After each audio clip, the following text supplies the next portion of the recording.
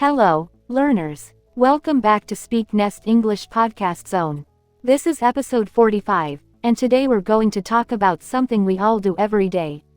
Asking for help and offering help in English. Whether you're a student, a job seeker, or someone who just wants to be polite in English. Today's episode will teach you simple, respectful, and effective ways to do it. Let's begin. Okay, let's dive into this. Today we're unpacking something really practical. Asking people to do things for you in English. That's right. We've got some great source material focused specifically on requests and offers. And our mission here, our goal for this deep dive, is to really get what a request is fundamentally, and maybe more importantly, why how you ask matters so much. Exactly. The sources really hammer this home. Politeness isn't just, a nice extra when you're asking for something in English. It's often critical. It seems fundamental based on what we've read. Mm-hmm. Okay. And it's interesting how simply the sources define request at first. It's just asking someone to do something for you. Seems simple enough on the surface. Right. But that's where the nuance comes in, the stuff that's really useful for you listening. The delivery, the phrasing, that's everything. So why? Why is the how so vital? Do the sources explain why English puts such a premium on politeness here? They do, yeah. The idea is that a very direct request can feel a bit like a demand. Like you're putting an obligation on the other person without acknowledging their effort or choice. Ah, okay. So politeness is about softening that, showing you respect their time and their right to say no. Precisely. It smooths the interaction. Makes it easier for them to agree, maybe, because you're showing you value their help.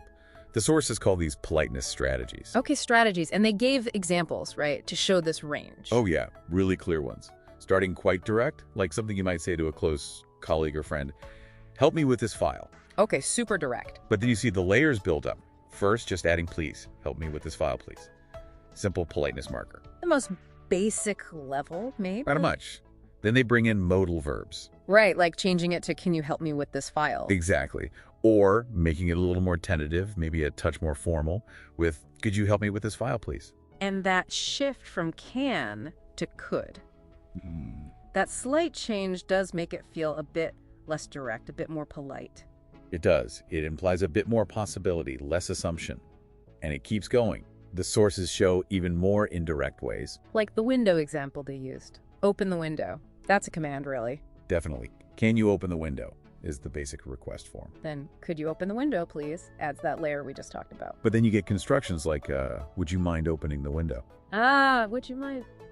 That's interesting. It focuses on their potential negative feeling, doesn't it? Very indirect. It really is. Or even more layered, something like, I was wondering if you would be able to open the window. Using past tense, wondering if it creates a lot of distance. Makes it very easy for the other person to decline without feeling awkward, I suppose. That's the idea behind it. It gives them maximum space. So you see all these levels, all these tools, just to soften the act of asking someone to do something. So it's about choosing the right tool for the job, depending on who you're talking to, what you're asking for. Exactly. The sources make it clear that mastering these different phrasings helps you navigate different social situations effectively. You tailor the politeness level. So to sum it up then, a request is, at its heart, simple. Asking for an action.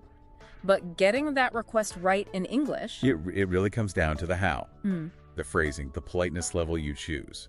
That seems to be the core message from this material. Which leads to a fascinating thought, doesn't it? If how you ask is potentially just as important as what you ask, well, how might really getting a handle on these different levels of politeness, from direct to very indirect, actually change the results you get in work, with friends, in all sorts of situations? Something for you to think about. Okay, let's jump right in. Today we're doing a deep dive into something super practical, how to make requests in English. Asking for things politely, but also clearly. Exactly.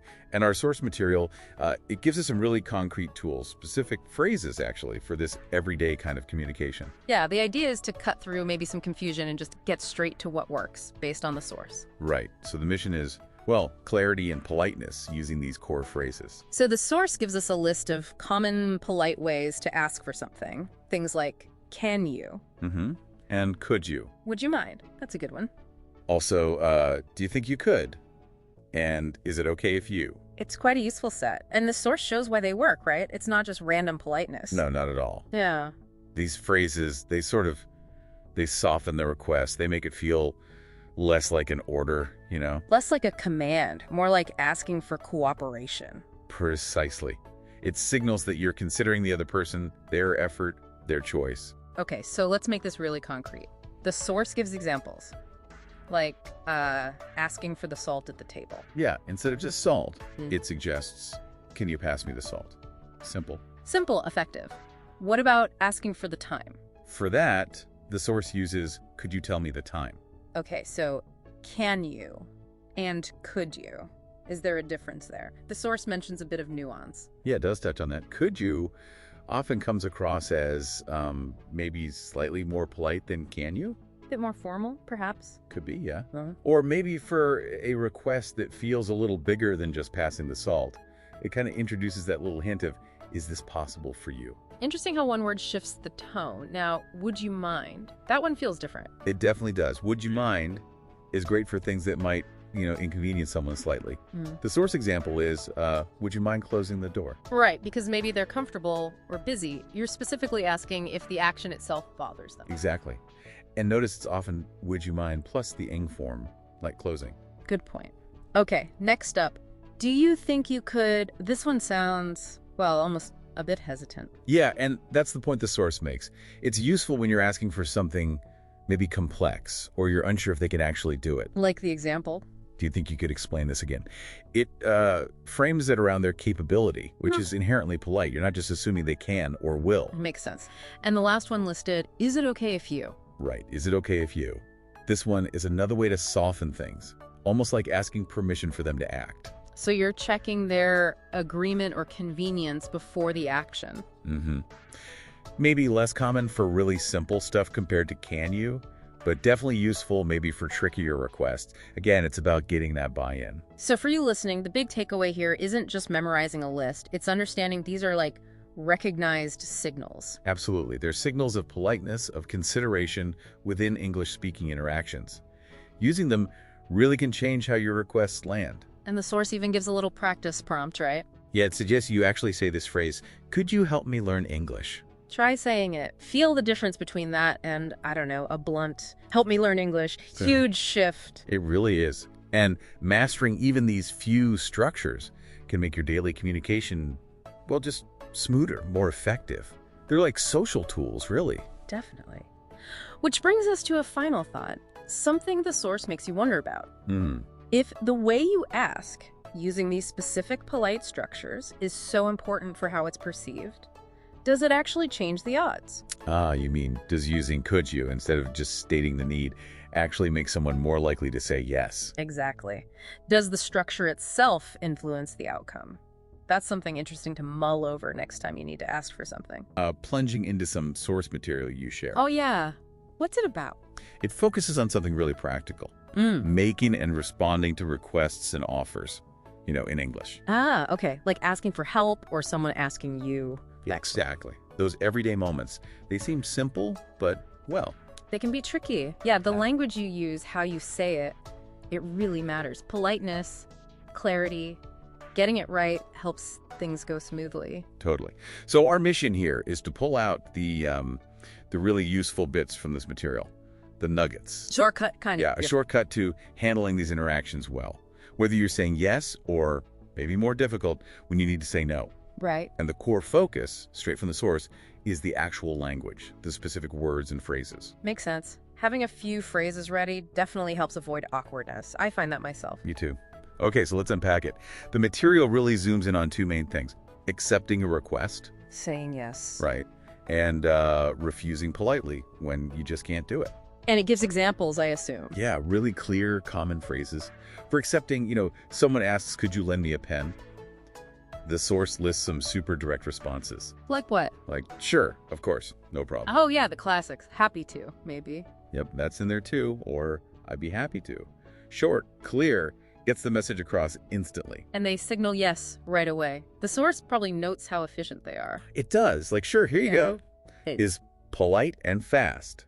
Cuts right to it. Exactly. And you can use this pretty much anywhere, right? Informal, semi-formal. Seems like it. No need for fancy sentences. The clarity is the politeness, often. Okay, but what about the other side? Refusing. That's often the harder part. Yeah, it can feel uncomfortable. Yeah.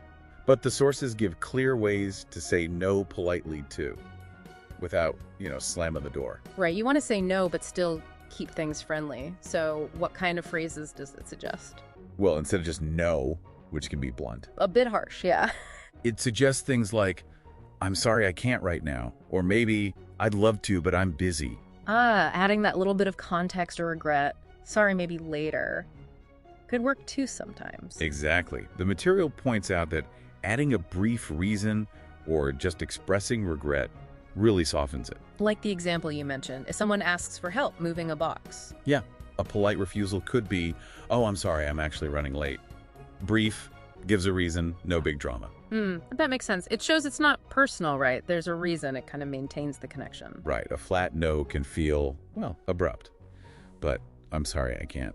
Keeps things smoother. So you've got these phrases for yes, phrases for no, but there was something else the source mentioned. Yes, and this is key. Really interesting. It says, quote, always keep your tone friendly. The tone. Okay, because you could say sure, but sound totally annoyed. Precisely. You could say the right words, but if the tone is off, the message received is completely different, isn't it? Absolutely. The way you say it is just as crucial. Maybe more, sometimes. It's like the tone carries massive weight. A friendly tone makes yes feel helpful. A friendly tone makes no feel less like a rejection. So politeness isn't just about the vocabulary list then. It's how you deliver it. The warmth, the sincerity, or the regret if you're saying no. Yeah, the source really highlights that. The music matters as much as the lyrics, so to speak. Okay, so wrapping this up, what's the main takeaway from this deep dive? I think it's pretty clear. Having some simple, direct phrases ready. Like, sure, or I'd be happy to for yes. And polite ways to refuse, like, I'm sorry, I can't right now. Combined with that friendly tone. Yeah, that's the combination that makes these daily interactions way smoother and more positive. It just equips you better for those moments. Definitely. And remembering that point from the source, your tone isn't just extra, it's fundamental. It's how you keep relationships good, even when asking or refusing. Makes you think, though. If that friendly tone is so important, according to the source, how much does the actual feeling you put behind it matter compared to just, the specific words you pick? That's a good question to ponder. How much is the vibe versus the script? Something for you to think about. Okay, let's dive in. We got some interesting sources today, all focused on, something pretty practical. How to make offers in English. Politely, clearly, making them sound natural. Right. Not just blurting out, want help. There's an art to it. Exactly. So today's deep dive is all about pulling out those key bits of language from the sources, things you can use straight away. Yeah, the goal is really to get you sounding, helpful and considerate, not awkward or demanding. So we want to equip you with language patterns that actually work in, real life. And the sources, they really highlight a few core phrases, don't they? They do. These seem to be the big ones. Shall I? Would you like me to? Can I help you? And do you want me to? Yeah, those four. And they're not just interchangeable, are they? No, not quite. That's where the nuance comes in, the different shades of meaning or formality. That's what we're unpacking. It's actually quite interesting how these simple question forms do so much heavy lifting in terms of politeness and signaling intent. Let's take the first one, shall I? How does that one feel? Well, the source suggests it's perhaps a touch more formal. Or maybe traditional is the word. Right, like a classic offer. The source example was, shall I bring your coat? Exactly. It's polite, direct. It signals you're ready to do something for them, a clear offer to act. Proactive, but still sort of gentle. Yeah, I think so. Now, contrast that with, can I help you? Feels different. Oh, definitely. Much broader, right? Often used when you just see someone might need something.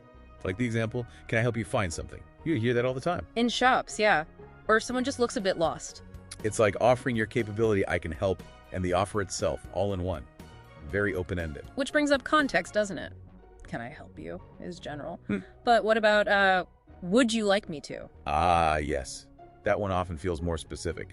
Offering a particular action that you think might help that person in that situation. Like the source example. Would you like me to explain this again? Exactly. See how it's really tailored? Maybe they look confused, so you offer that specific clarification. It feels very focused on their potential need or desire. Considerate. Very considerate, yeah. And then the last one, do you want me to? Mm-hmm. How does that fit in? The sources say maybe slightly less formal. Potentially, yeah. Less formal than would you like me to? Mm-hmm. Perhaps, depending on who you're talking to. But it's super clear, very direct about the task. Like, do you want me to check your assignment? Right, straight to the point. Here's the thing I can do for you. Do you want it? Probably more common with, say, friends. Yeah. Or colleagues you work closely with. That seems likely, yeah. It's familiar, but still an offer. So, looking at the bigger picture here, using these phrases correctly, it's not just about grammar, is it? No, not at all. It's fundamental to, navigating social interactions smoothly in English. They cut through ambiguity. They signal helpfulness naturally. And the subtle differences between them let you tailor your offer, match it to the situation and the person. It's the difference between just a generic offer and one that really lands well. Absolutely. So what does this mean for you listening? It means getting these few basic structures down can really change how you interact. Right. Having them ready in your toolkit. Shall I? For that classic, maybe slightly more formal offer, Mm-hmm. can I help you for general assistance? When you see a need, but aren't sure what it is. Would you like me to? For those considerate specific things. Really focusing on the other person's potential preference. And do you want me to? For, well, direct help, maybe more informal. Yeah. The sources show these aren't just abstract rules. They're practical communication tools. And seeing the examples really drives it home. Simple structures, but choosing the right one makes a difference. Definitely. They're widely understood, and, getting comfortable with them just boosts your confidence offering help in all sorts of situations. Okay, so as we wrap up this deep dive, here's something to think about based on what we've seen in the sources. How might consciously choosing between, say, shall I, versus would you like me to, or can I help you, versus do you want me to, really thinking about the person and the context, how might that actually open doors for you, or just smooth things over in daily life? That's a great point. It seems like such a small linguistic shift. Right, but the sources suggest these little choices can really impact how you're perceived as helpful, considerate, effective. So maybe the takeaway is listen out for these phrases. Notice who uses which one and when. And then, try them out yourself. See what happens. Take all that material you've sent over, the notes, the research, and really dig into it. Yeah, we try to pull out what's most valuable. And today, we're looking at something that feels simple, but, well, it's surprisingly complex. Making requests, making offers in English. Right, and doing it politely, clearly. That's the focus from the sources you shared. Our mission, then, is to look at this dialogue snippet provided in the materials and figure out why it works so well, why it's a good example of, natural conversation. Exactly. It seems basic, but there's a lot under the hood. Let's get into it. Okay, so the core example, the one the sources keep coming back to, is this little exchange. It starts with someone asking, could you help me carry these books? Pretty standard request, right? And the yeah. reply, of course, no problem. Then the first person says something like, thanks, that's kind of you. But then there's more. Yes, the other person makes an offer. Shall I carry the bag too? Which is accepted with, yes, please, thank you so much. So, yeah, on the surface, very straightforward. Asking for help, getting help, offering more. But the sources are saying this specific way of doing it is like a model example. Exactly. It's about those phrases. Could you? Of course. Shall I? Yes, please. They're doing important work. Let's break that down. First bit. Could you help me? Could you? Why not just help me? Or can you help? Well, the material suggests it's about politeness, obviously, but it's deeper. It's about what linguists call face, your public self-image. Jace. Okay. You don't want to impose too much. Could you is softer, more indirect than can you. So it gives the other person an easier out, maybe, even if they're likely to say yes. Precisely. It frames it less like a demand and more like, a gentle inquiry about possibility. Respects their autonomy, makes the whole thing smoother. Okay, got it. Strategic politeness. And the reply, of course, no problem. That's key too. The sources highlight how quick and definite it is. Of course means absolutely happy to. Right, no hesitation. And adding no problem minimizes the effort involved. It makes the person asking feel less like they're being a burden. So it's not just agreeing, it's actively making the helper seem, unworried by the request, reinforcing that positive vibe. Exactly. And then, this is where it gets interesting, I think. The offer. Yeah, the offer. Shall I carry the bag too? This person spots another need and jumps in. Unprompted. Totally unprompted. And using shall I, the sources point this out, is quite a polite, considerate way to offer, maybe slightly more formal or British, but it signals thoughtfulness. So it shows they're really paying attention, not just doing the bare minimum. Right. It builds on the positive interaction already established, taking initiative, but politely. So you've got this sequence. A gentle request, an immediate minimizing acceptance, and then this proactive, polite offer. It's like a little dance of social grace, isn't it? Yeah. All packed into a few seconds. And the final, yes, please, thank you so much, ties it all up. Yes, please, is the standard polite acceptance. And the thank you so much, it's warm, it acknowledges everything, the initial help, and the extra offer. Seals the deal on a positive note. Yeah. Confirms the help was really appreciated. Definitely. So, looking back at the source material, what's the big takeaway? It seems to be that these little phrases, these structures, could you, of course, shall I, yes, please. They're not just fluff. No. They're like essential tools. Right. Tools for navigating social situations smoothly, for showing respect, for building connection. Yeah, the sources really suggest that getting these basics right isn't just about politeness for its own sake. It's fundamental to making interactions work, making people feel comfortable, and, getting things done together without friction. It builds rapport, even in these tiny moments. Absolutely. It greases the wheels of daily life, you could say. Okay, so that leads to a final thought for you, reflecting on everything we've just unpacked from the sources. How much of our success day to day, whether it's personal stuff or work stuff, really depends on mastering these seemingly simple, polite ways of asking and offering. How much hinges on getting these little exchanges right?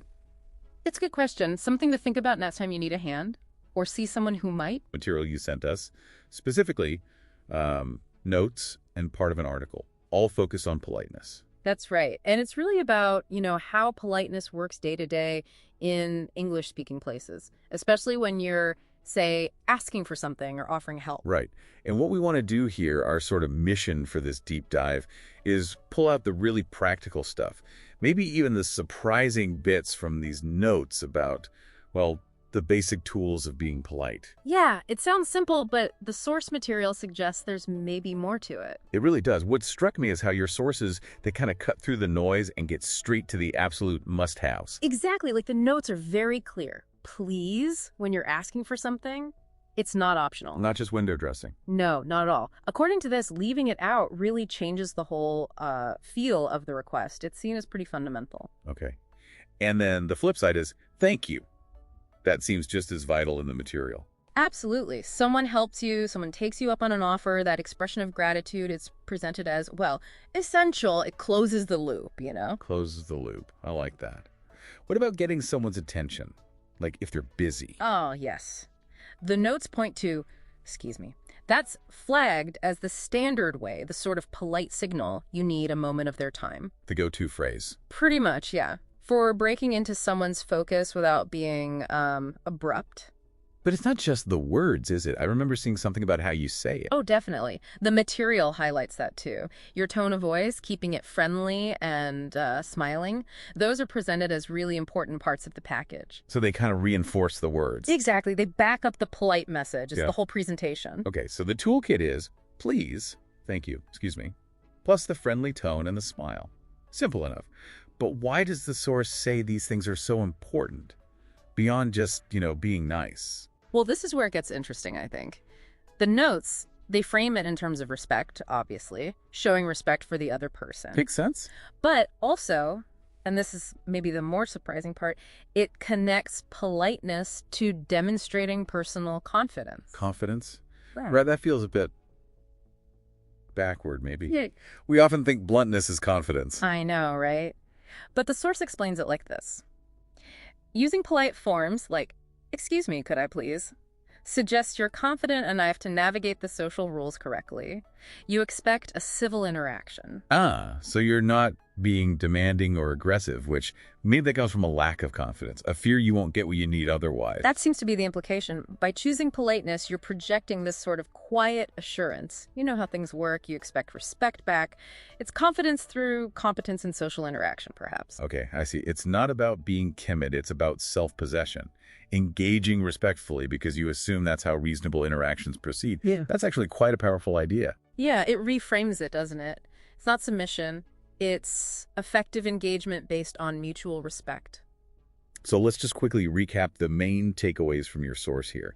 The foundation for politeness, especially for requests and offers in many English-speaking contexts, rests on these super simple tools. Please, thank you, excuse me. Right. And crucially, backed up by your tone of voice and, well, the smile if appropriate.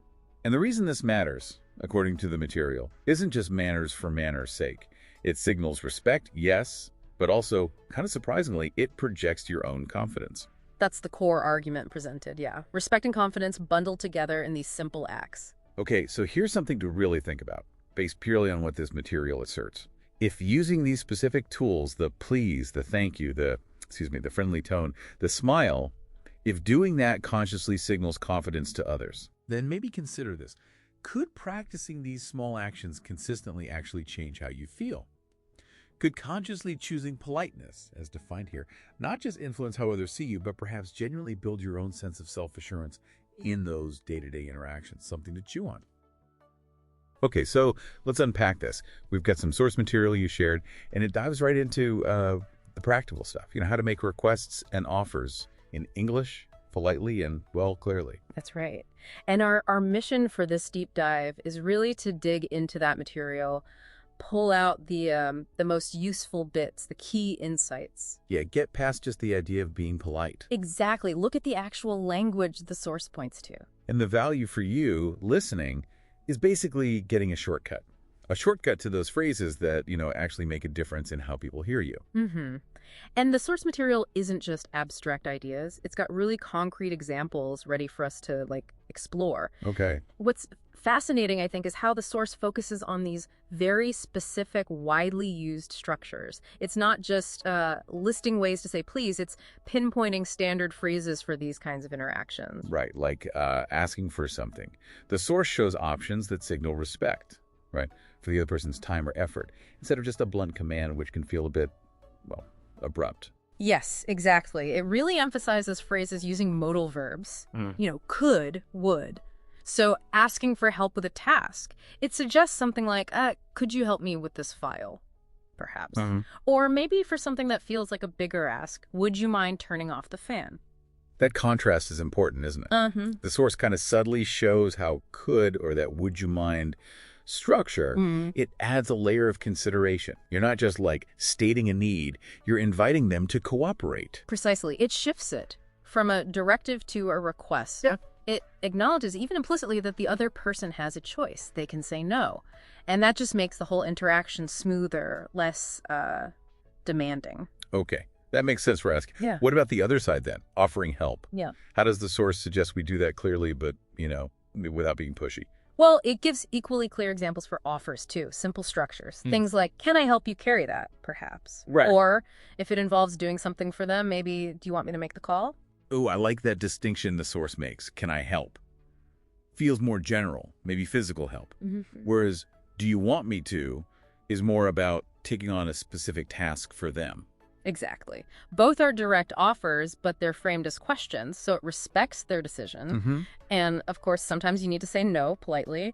The source covers this as well. It suggests keeping refusals brief, but gracious. Okay. Something simple like, thanks, but I'm okay. Or maybe, that's kind of you, but I can manage. Right. Acknowledging the offer first. Yeah. That seems important before you decline it. Yeah. So the source suggests politeness isn't just asking nicely. It's also responding gracefully, accepting or declining. And this kind of answers an implicit question, right? Why these specific phrases? Yeah, why focus on these? Because, as the source implies, they are the workhorses of polite, everyday English in these situations are widely understood, and they immediately signal your intention respectfully. Gotcha. And the source is super clear on this next point. Yeah. Just knowing the phrases isn't, it's not enough. No. The way to make them feel natural, to use them fluently, it's practice, consistent practice, using them day to day. Absolutely. So just to recap, drawing straight from that source material you brought in, we've really dug into the specific language for making polite requests, offers. And handling refusals gracefully, too. Right. And understanding and, consciously using these phrases, the source highlights, could you, would you mind, can I, those polite no's. It's not just about sounding correct. It genuinely makes your communication clearer, more effective, and honestly, it can give your confidence a real boost. It really is like having the right tool for the job, isn't it? Yeah. The source gives us those tools. And like it says, the more you use them, the more second nature they become. Exactly. Practice is the bridge. From just knowing about them to actually using them without thinking. Makes perfect sense. Regularly using these kinds of structures just helps kind of hardwire them, so they're there when you need them. Okay, so here's a final thought for you, the listener, to maybe mull over, building on what we saw in the source. If really focusing in and practicing just a few specific high-impact phrases can make such a big difference in fluency for requests and offers, what other small, defined areas of your communication could you maybe isolate and practice deliberately? Yeah, where else could that focused practice give you a similar boost? Right, a boost in your overall confidence and clarity. Where else could using precise language unlock better interactions for you? Something to think about. Okay, let's jump right in. Today we're doing a deep dive into something super practical, how to make requests in English. Asking for things politely but also clearly. Exactly. And our source material, it gives us some really concrete tools, specific phrases actually, for this everyday kind of communication. Yeah, the idea is to cut through maybe some confusion and just get straight to what works based on the source. Right. So the mission is, well, clarity and politeness using these core phrases. So the source gives us a list of common polite ways to ask for something. Things like, can you? And could you? Would you mind? That's a good one. Also, do you think you could? And is it okay if you? It's quite a useful set. And the source shows why they work, right? It's not just random politeness. No, not at all. Yeah. These phrases, they soften the request. They make it feel less like an order, Less like a command, more like asking for cooperation. Precisely. It signals that you're considering the other person, their effort, their choice. Okay, so let's make this really concrete. The source gives examples, like asking for the salt at the table. Yeah, instead of just salt, it suggests, can you pass me the salt? Simple. Simple, effective. What about asking for the time? For that, the source uses, could you tell me the time? Okay, so can you and could you? Is there a difference there? The source mentions a bit of nuance. Yeah, it does touch on that. Could you often comes across as maybe slightly more polite than can you? Bit more formal, perhaps? Could be, yeah. Or maybe for a request that feels a little bigger than just passing the salt, it kind of introduces that little hint of, is this possible for you? Interesting how one word shifts the tone. Now, would you mind? That one feels different. It definitely does. Would you mind is great for things that might, inconvenience someone slightly. The source example is, would you mind closing the door? Right, because maybe they're comfortable or busy. You're specifically asking if the action itself bothers them. Exactly. And notice it's often, would you mind, plus the ing form, like closing. Good point. Okay, next up. Do you think you could... This one sounds, well, almost a bit hesitant. Yeah, and that's the point the source makes. It's useful when you're asking for something maybe complex, or you're unsure if they can actually do it. Like the example? Do you think you could explain this again? It frames it around their capability, which is inherently polite. You're not just assuming they can or will. Makes sense. And the last one listed, is it okay if you? Right. Is it okay if you? This one is another way to soften things, almost like asking permission for them to act. So you're checking their agreement or convenience before the action. Maybe less common for really simple stuff compared to can you, but definitely useful maybe for trickier requests. Again, it's about getting that buy-in. So for you listening, the big takeaway here isn't just memorizing a list. It's understanding these are like recognized signals. Absolutely. They're signals of politeness, of consideration within English-speaking interactions. Using them really can change how your requests land. And the source even gives a little practice prompt, right? Yeah, it suggests you actually say this phrase, could you help me learn English? Try saying it. Feel the difference between that and, I don't know, a blunt, help me learn English. Huge shift. It really is. And mastering even these few structures can make your daily communication, well, just smoother, more effective. They're like social tools, really. Definitely. Which brings us to a final thought, something the source makes you wonder about. If the way you ask, using these specific polite structures, is so important for how it's perceived, does it actually change the odds? You mean, does using could you, instead of just stating the need, actually make someone more likely to say yes? Exactly. Does the structure itself influence the outcome? That's something interesting to mull over next time you need to ask for something.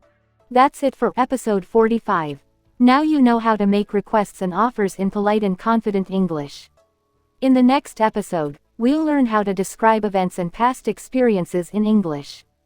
It's perfect for telling stories, job interviews, or just sharing fun memories. Until then, keep learning, keep practicing, and remember, your voice matters. This is your host from SpeakNest English Podcast Zone, saying goodbye and see you soon.